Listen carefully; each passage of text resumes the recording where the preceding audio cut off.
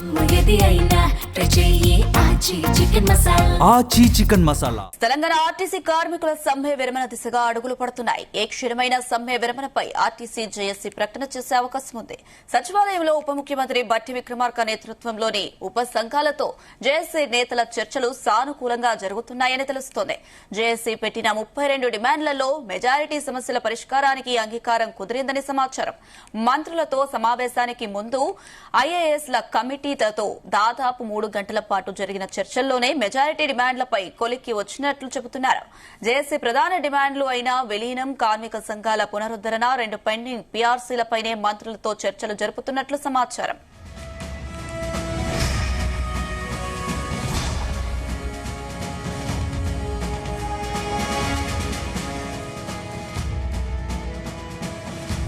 అంశానికి సంబంధించి మరిన్ని అప్డేట్స్ సచివాలయం నుండి మా బ్యూరో చీఫ్ నరేందర్ లైవ్ ద్వారా అందిస్తారు.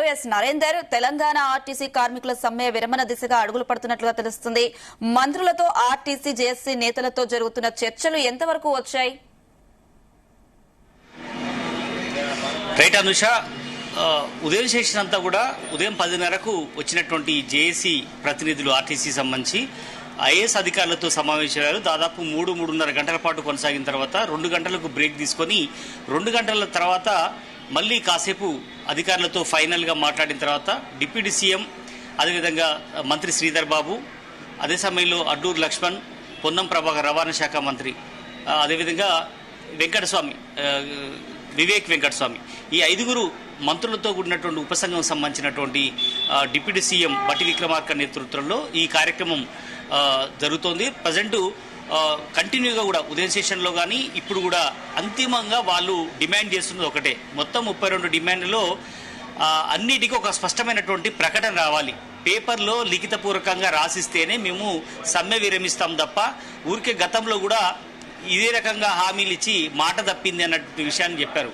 కానీ గతంలో జరిగింది వేరు, ఇప్పుడు జరిగింది వేరు. ఎందుకంటే శేఖర్ గౌడ్ చనిపోయిన తర్వాత జరుగుతున్నటువంటి ఉద్యమం చాలా తీవ్ర రూపం దాల్చింది.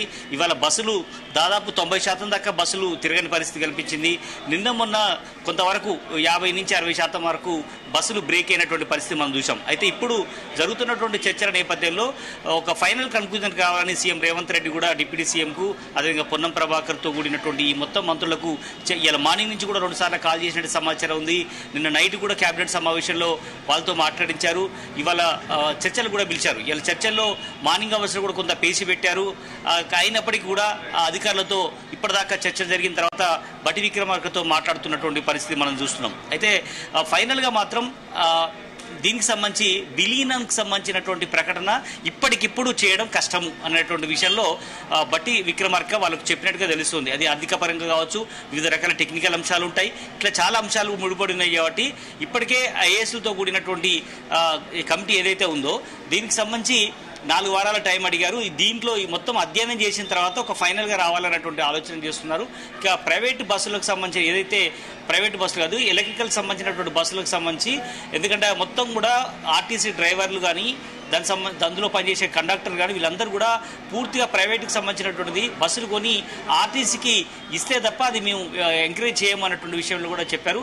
అదేవిధంగా యూనియన్లను రీస్టోర్ చేసే విధానం, ఎలక్షన్ జరిపే విధానానికి సంబంధించినటువంటి అంశం మీద కూడా చెప్పారు. వీటన్నిటికి కూడా దాదాపు ఓకే అయినట్టుగా తెలుస్తుంది. ఇట్లా చాలా ఉన్నాయి. మహిళలకు సంబంధించినటువంటి వాళ్ళ పని గంటలు తగ్గించడం కానీ, వాళ్ళకి రావాల్సినటువంటి బెనిఫిట్స్ కానీ, అదేవిధంగా పీఆర్సీ, డిఎల్కి సంబంధించినటువంటి విషయాలు కానీ, అదే సమయంలో వాళ్ళకి రావాల్సినటువంటి ముఖ్యంగా మహాలక్ష్మి స్కీమ్ తర్వాత వాళ్ళు కొన్ని సమస్యలు ఎదుర్కొంటున్నారు. బస్సులు పెంచాలన్నటువంటి డిమాండ్ కానీ, ఇట్లా చాలా అంశాల మీద ప్రభుత్వం చాలా సానుకూలంగా ఉంది. వీటన్నిటి కూడా ఓకే చెప్పినట్టుగా తెలుస్తుంది. కేవలం ఒక 2-3 అంశాల మీద మాత్రమే ప్రభుత్వం కొంత వెనక్కి తగ్గినట్టుగా తెలుస్తుంది. కానీ అంతిమంగా మాత్రం రాష్ట్ర ప్రభుత్వం అన్నిటికీ కూడా అవసరమైతే లిఖితపూర్వకంగా రాసి ఇవ్వడానికి కూడా సిద్ధంగా ఉన్నట్టుగా తెలుస్తుంది. బట్ అదే సమయంలో వాళ్ళు చెప్పారు, మహాలక్ష్మి స్కీమ్కు దాదాపు 10,000 కోట్ల రూపాయల దాకా ఇప్పటి వరకు ఈ 2.5 సంవత్సరాల్లో చెల్లించాము రోడ్డు రవాణా శాఖకు. ఇప్పటికే ఈ ఆర్టీసీకి చెల్లించినటువంటి 10,000 కోట్ల రూపాయలకు సంబంధించినటువంటి అమౌంట్ కూడా ప్రతి ఒక్కరికి మీ ఆర్టీసీకి ఉపయోగపడేలాగానే నిర్ణయం తీసుకుందామని చెప్పారు. అదే సమయంలో శంకర్ గౌడ్ చనిపోయినటువంటి నేపథ్యంలో ఈరోజు జరిగినటువంటి ఉపసంఘం సంబంధించినటువంటి మంత్రులు ఎవరు ఉన్నారో వాళ్ళు స్టార్టింగ్ వారికి ఆయనకు సంతాపం తెలియజేస్తూ ఇప్పటికే జరిగినటువంటి పొరపాటు మరొకరు కూడా చేసుకోవడానికి వీల్లేదు, ఆత్మ బలిదానాలు అనేది సరి అయింది కాదు, భవిష్యత్తులో ఇలాంటి జరగడానికి అవకాశమే లేదన్నటువంటి విషయం మీద కూడా చెప్పినటువంటి పరిస్థితి చూసాం. ప్రజెంట్ అయితే శంకర్ గౌడ్ కుటుంబానికి 10 లక్షల రూపాయల ఎక్స్గ్రేషన్తో పాటు ఇందిరమ్మ ఇల్లు కానీ, అదే సమయంలో వాళ్ళ కుటుంబంలో ఒకరికి కారుణ్య నియామకంలాగా ఇవ్వడం కానీ ఇట్లా చేయడం అనేది ఉంది. అదేవిధంగా భవిష్యత్తులో ఎవరు కూడా ఎలాంటి రిస్క్ తీసుకొని చేయకూడదు అన్నటువంటి విషయం కూడా ఒకసారి మంత్రులందరూ కూడా చెప్పినటువంటి పరిస్థితి మనం చూసాం. బట్ ఏదైనప్పుడు కూడా జరిగినటువంటి పొరపాటు సంఘటనలు జరుగుతున్నటువంటి నేపథ్యంలో ఇక మరొకసారి జరగకుండా ఉండాలంటే మీరు ప్రభుత్వం నుంచి స్పష్టమైనటువంటి ప్రకటన చేయాలని కూడా ఆర్టీసీ జేఏసీకి సంబంధించినటువంటి వెంకన్న కానీ మిగతా వచ్చినటువంటి మొత్తం సంఘాలకు సంబంధించినటువంటి వాళ్ళు డిమాండ్ చేస్తూ వస్తున్నారు. దీనికి సంబంధించి కూడా ఇప్పటికే వాళ్ళందరూ ఒక క్లారిటీతో ఉన్నారు. దాంట్లో ఇంతకుముందు చెప్పినటువంటి 32 డిమాండ్లో ముందు చెప్పినటువంటి ఆర్టీసీ విలీనంకి సంబంధించినటువంటి అంశం మీదనే ప్రధానమైనటువంటి చర్చ, ఎక్కువసేపు దాని మీదనే చర్చ జరుగుతుంది.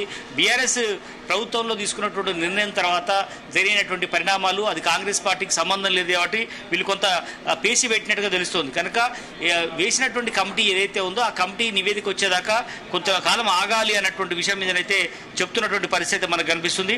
బట్ అంతిమంగా మాత్రం ఈ 3 అంశాల మీద అధ్యయనం చేసి అధ్యయనం తర్వాత పూర్తిగా ప్రభుత్వానికి ఒక రిపోర్ట్ ఇస్తుంది. అప్పుడు మాత్రం మీకు మరోసారి కూర్చోబెట్టి వాటి మీద కూడా ఒక క్లారిటీ ఇస్తామన్నటువంటి విషయం మీద చెప్పినట్టుగా తెలుస్తుంది. బట్ ఏదైనప్పుడు కూడా ఇలా మార్నింగ్ నుంచి జరుగుతున్నటువంటి పరిణామాలు రాష్ట్రంలో ప్రభుత్వం కూడా ఎలాంటి అంశాల జోలికి పోలేదు. ఆర్టీసీకి సంబంధించినటువంటి కార్మికుల శ్రేయసే మాకు ముఖ్యమని కూడా రేవంత్ రెడ్డి కానీ బట్టి విక్రమార్క కూడా చెప్పినటువంటి నేపథ్యంలో ఇలాంటి సంఘటనలు మరొకసారి జరగకుండా రాష్ట్ర ప్రభుత్వం కూడా అన్ని రకాల చర్యలు చేపడుతుందని కూడా చెప్పారు.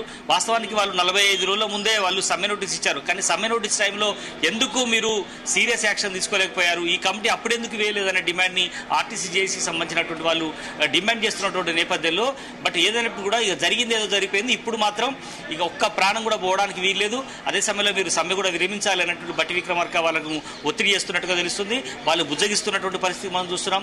బట్ వాళ్ళు కూడా కొంత సానుకూలంగా ఉన్నారు. కానీ వీటి మీద స్పష్టమైనటువంటి ప్రకటన లేకుంటే, లిఖితపూర్వకమైన హామీ లేకపోతే విరమిస్తే ఆర్టీసీ సంబంధించినటువంటి కార్మికుల నుంచి తీవ్రమైన ఒత్తిడి వచ్చే అవకాశం ఉంటుంది. గతంలో కూడా బీఆర్ఎస్ సాయంలో కూడా 50-54 రోజుల పాటు జరిగినటువంటి సమ్మె తర్వాత కొన్ని రాజకీయ శక్తులు దాంట్లో ఇన్వాల్వ్ అయ్యి అదేవిధంగా ఆర్టీసీ యూనియన్లో కూడా 2-3 రకాలుగా డివైడ్ అయినటువంటి నేపథ్యంలో అప్పుడు తలగ్గి చేశారన్నటువంటి ఆ నిందను ఎదుర్కొన్నటువంటి నేపథ్యంలో అప్పుడు ఆర్టీసీ కార్మికులు కూడా తీవ్ర ఫైర్ అయినటువంటి పరిస్థితి మనం చూసాం.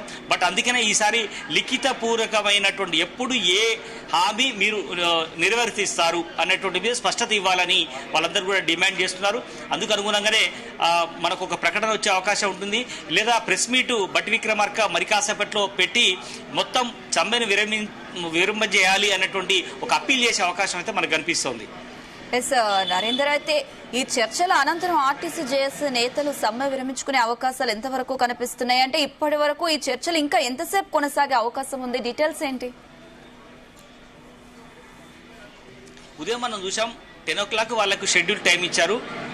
వాస్తవానికి దీని వెనుక ఒక మతలబు ఉందని కూడా ఆర్టీసీ సంబంధించినట్టు వాళ్ళు చెప్తున్నారు. ఏంటంటే శంకర్ గౌడ్ అంతిమ యాత్ర అక్కడ పెద్ద ఎత్తున ఆ ఇష్యూకు దారితీసే అవకాశం ఉంది కాబట్టి ఆర్టీసీ యూనియన్లకు సంబంధించినటువంటి వాళ్ళందరినీ కూడా ఇక్కడ పిలిపించడం వల్ల అది కొంత హీట్ తగ్గే అవకాశం ఉంటుందన్న ఉద్దేశంతో ఈరోజు చర్చలు జరిపారని కూడా ఉంది. వాస్తవానికి రేపో ఎల్లుండో జరపాలని అనుకున్నప్పటికీ కూడా సంఘటన నేపథ్యంలో దీన్ని మరింత హీట్ పెంచడం సరైనది కాదు అన్నటువంటి విషయం మీదనే డెడ్ బాడీని వెంటనే వాళ్ళ ఇంటికి తీసుకెళ్లడం, తర్వాత వాళ్ళ కుటుంబ సభ్యులతో మాట్లాడి ఒప్పించి దాని కార్యక్రమాలు అక్కడ పక్క చేస్తున్నారు. అదే పక్కన ఇక్కడ చర్చలు చేయడం ద్వారా వాళ్ళ హామీల్ని దాదాపుగా చేసి వాళ్ళను పరిష్కరింపజేసేదాకా పోవాలన్నటువంటి, ఎందుకంటే ఈ అంశాన్ని రాజకీయంగా ఇతర పార్టీలు ఓన్ చేసుకోకూడదని కూడా ఈ కాంగ్రెస్ పార్టీ ప్రభుత్వం భావిస్తోంది. అందుకని ఇప్పటికే బీఆర్ఎస్ బీజేపీ తీవ్రంగా ఆరోపణ చేస్తున్నటువంటి పరిస్థితి ఉంది. ఇచ్చినటువంటి హామీలు ఎలక్షన్లో ఇచ్చినటువంటి హామీలు ఎందుకు నెరవేర్చలేకపోతుంది అన్నటువంటి విషయం మీద కూడా వాళ్ళు ఘాటుగానే విమర్శిస్తున్న నేపథ్యంలో రేవంత్ రెడ్డి దీని మీద చాలా సీరియస్గా దృష్టి పెట్టారు. అందుకనే ఎంత లేట్ అయినా కూడా వాళ్ళ సమస్యల మీద ఒక కన్క్లూజన్కి రాండి, అవసరమైతే ఆ సమావేశం నుంచి నాకు ఫోన్ చేయండి అని రేవంత్ రెడ్డి చెప్పినట్టుగా తెలుస్తుంది. ఇప్పటికే ఒకసారి ఐఏఎస్ ఆఫీసర్లు కమిటీ సమావేశంలో డిప్యూటీ సీఎంతో మాట్లాడారని, డిప్యూటీ సీఎం రేవంత్ రెడ్డితో మాట్లాడి దీని మీద ఒక కన్క్లూజన్కి వచ్చారని కూడా సమాచారం అందుతుంది. బట్ ఏదైనా కూడా ఈ మంత్రుల బృందం, ఎందుకంటే 5 మంత్రులు ఈ సమావేశంలో ఉన్నారు, చాలా సీరియస్ సబ్జెక్టు, ఇంతకు మించిన సబ్జెక్టు రాష్ట్రంలో లేదు కాబట్టే దీని అంత సీరియస్గా తీసుకుందామని మంత్రులు చెప్తున్న నేపథ్యంలో మరొక అరగంట గంటలో ఇది క్లోజ్ అయ్యే అవకాశం ఉంటుంది. ఫైనల్గా మంత్రులు జాయింట్గా ప్రెస్ మీట్ పెట్టి మంత్రివర్గ సమావేశంలో తీసుకున్నటువంటి నిర్ణయం ఏదైతే ఉందో అది ఫైనల్గా చెప్పే అవకాశం అయితే మనకు కనిపిస్తుంది. Right Narender, thank you.